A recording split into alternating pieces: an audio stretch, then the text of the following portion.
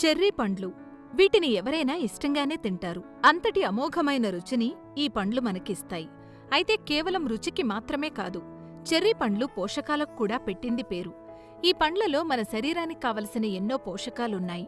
వాటితో పలు అనారోగ్య సమస్యలను సులభంగా నయం చేసుకోవచ్చు. ఊబకాయం రాకుండా చెర్రీ పండ్లు ఎంతో దోహదపడతాయి. ఈ పండ్లను తినడం ద్వారా రక్తంలో కొలెస్ట్రాల్ పెరగకుండా నివారిస్తుంది. చెర్రీ పండ్లలో అపారంగా ఉండే యాంటీఆక్సిడెంట్లు శరీరానికి ఎంతో మేలు చేస్తాయి.